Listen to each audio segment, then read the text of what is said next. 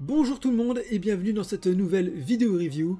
Aujourd'hui on va parler de l'épisode 7 de Daredevil Born Again, actuellement en cours de diffusion sur Disney+. Un épisode 7 que j'ai trouvé dans la lignée du précédent, l'épisode 6, à savoir un très bon épisode, bien qu'un peu plus sage et surtout un peu plus court. Il poursuit l'intrigue laissée en suspens à l'épisode 6, à savoir la traque et la résolution du cas de Muse, le super vilain psychopathe qui tue les gens pour faire des peintures et des tags dans la ville. Un épisode qui va donc se concentrer sur ce personnage-là, et je trouve pour commencer, bien que j'ai apprécié l'entièreté de ce que nous a proposé l'épisode, je trouve néanmoins que le cas de Muse a été bien trop vite réglé. Spoiler, bien entendu, je vous invite évidemment à avoir vu l'épisode avant d'écouter ce podcast, mais je trouve que le fait d'avoir tué Muse dès cet épisode-là est pour moi du gâchis. Je trouve en effet que durant l'entièreté de l'épisode, on en apprend un peu plus sur lui, mais pas suffisamment, bien que les éléments qu'on nous donne ici soient assez pertinents vis-à-vis des thématiques de la série. D'une certaine manière, comme White Tiger, je trouve que ce personnage-là a été sous-exploité et très vite expédié. Et en fait, à l'inverse de White Tiger, où on n'a pas assez vu d'actes super-héroïques de la part de White Tiger, avec ce dernier, on a surtout travaillé sa psychologie, on l'a exploré de fond en comble, il a eu le temps de s'exprimer, etc. Ici, c'est un peu l'inverse avec Muse, c'est-à-dire qu'on l'a vu beaucoup faire ses tags, ses victimes, son activité de super-vilain.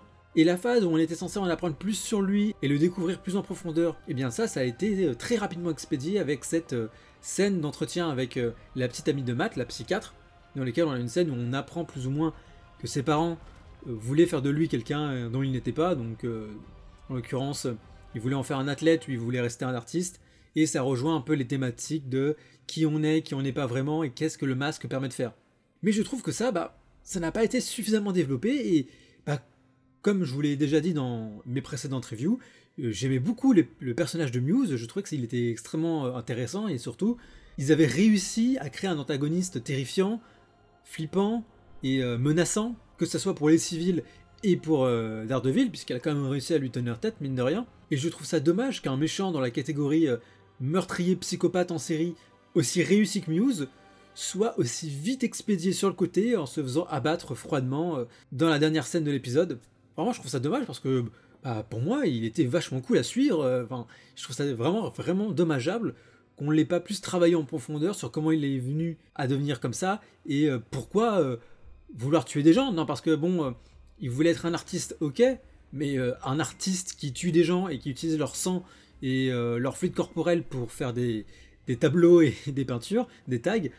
Alors certes, c'est très marrant pour un personnage de fiction, on se régale bien comme il faut, mais il faut quand même l'expliquer tout ça, essayer de trouver une raison à cela, parce que contrairement au Joker qui lui est le prince du chaos, a une folie sans fond et sans explication, il est comme ça presque par nature, où on peut se targuer de ne pas vouloir vraiment l'expliquer, les origines de sa folie, là avec Muse, il était quand même plus judicieux, je pense, de développer un peu plus la psychologie du personnage, et découvrir pourquoi il se sent plus Muse que Bastien Bidule. Bref, ça c'était mon gros regret de l'épisode et globalement de la série parce que pour moi c'était le liant, comme je l'ai dit à l'épisode 6, des intrigues de Fisk et de Matt Murdock. Le fait qu'il meure là, ça enlève quand même un énorme enjeu assez stylé et assez important mine de rien. Cependant, ils rebondissent très bien dessus puisqu'en l'occurrence, Fisk va attribuer la mort de Muse au mérite de la police qu'il vient de créer.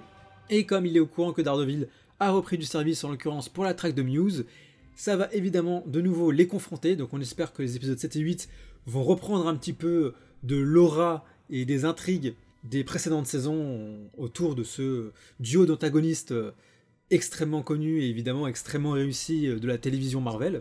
Quoi qu'il en soit, je ne sais pas si je l'ai dit, mais globalement je trouve également que les personnages secondaires sont tout de même moins impactants et moins charismatiques que les 3 précédentes saisons. Et c'est vrai que ça c'est un écueil qu'on peut difficilement lui enlever, surtout au bout de 7 épisodes, et ça m'étonnerait qu'en 2 autres épisodes, ils arrivent à élever le niveau des personnages secondaires, bien qu'ils servent tout à chacun aux évolutions de nos 2 personnages principaux que sont le Caïd et Daredevil. D'ailleurs à ce sujet, la psychiatre, la petite amie de Daredevil, il faut qu'on en parle 2 secondes, mais en fait elle, à chaque fois qu'elle ouvre la bouche pour parler à Matt Murdock, c'est pour nous expliquer en fait les thématiques de la série. Elle nous donne littéralement toutes les explications pour comprendre les thématiques de la série et les analyser. C'est-à-dire qu'on sait que le processus de Daredevil, en l'occurrence, c'est de renaître, redevenir Daredevil parce qu'il ne se sent plus Daredevil après la pulsion meurtrière qu'il a eue dans l'épisode 1.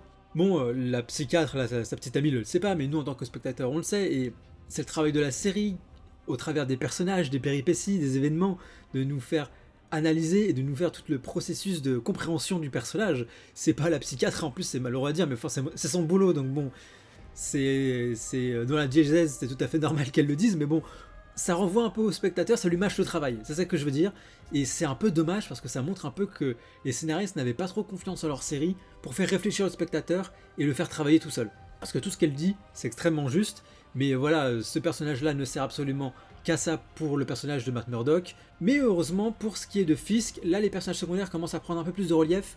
Je pense notamment à son jeune second de communiqué de presse, qui commence à prendre, dans la petite scénette où il menace plus ou moins sa copine, c'est son ami, d'arrêter de divulguer les informations en défaveur de Fisk. Et j'aime bien ce petit apprenti caïd, entre guillemets, comme un fils spirituel.